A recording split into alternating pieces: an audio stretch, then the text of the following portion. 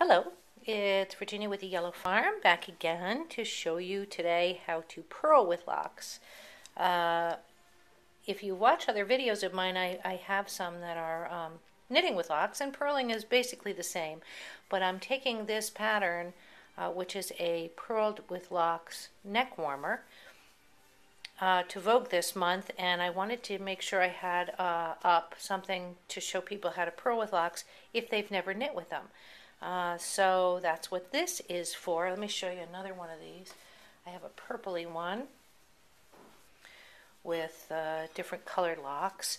And as you can see, there are a bunch of different types of locks you can use for this. These are all Wensleydale or Teeswater that I use because we breed those sheep, and that's the breed of choice for me, but you may have other breeds that you prefer. Long wools are definitely wonderful breeds to use for this because of the curl and the luster and the length of the lock. So here we go. I have today some lamb locks, some Wensleydale lamb locks. And so they're long, and you'll notice that there is that little curl on one end. If you happen to have lamb locks, you will probably want, when you insert these or you use these or you spin these, you'd want the curly end of that fiber to be the one that's dangling down rather than the cut end. So here we have our fiber. I've started my work already, so I'm just going to continue here. And again, this is a piece that the right side of the work has the purl facing you. So you want to be able to insert your lock so that your locks are hanging and dangling out on the purl side instead of the knit side. Very, very simple. If you haven't done it before, it just sounds complicated, but it really is not. So I'm going to take my work and I'm going to insert my right hand needle as if to purl, just like usual, and I'm going to hold it with my thumb. And then I'm going to come over here and I'm going to grab a lock like this, and I'm going to place the lock right across, right across the needle like that, and hold it with my thumb. This gives you the opportunity to decide how much you want hanging out on your work.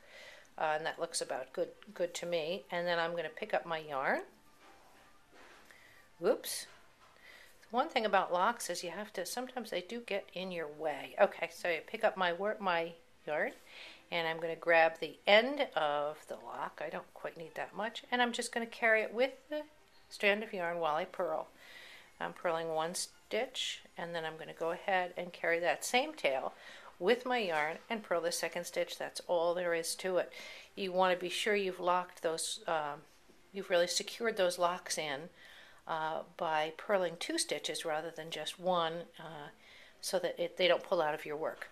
Again, we're going to insert the right hand needle to purl. We're going to place the lock across it, pick up the yarn, carry the tail, purl 1 and purl 2, again carrying the tail so that you're just simply securing that tail end in, and I'll finish that row. Whoops. Finish that row there.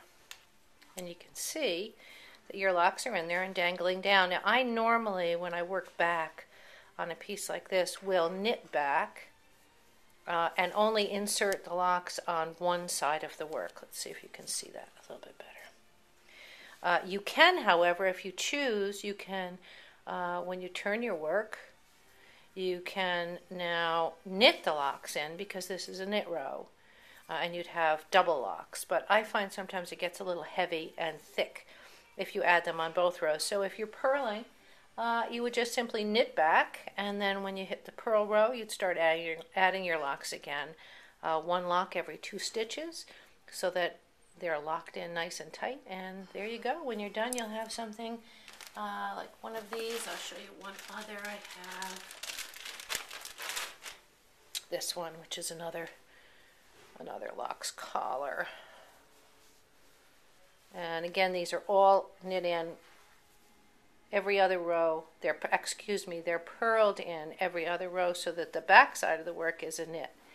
And the front side is a purl, although you can't really see it. So enjoy. I hope you love your locks, and I'd love to see your projects. Thanks for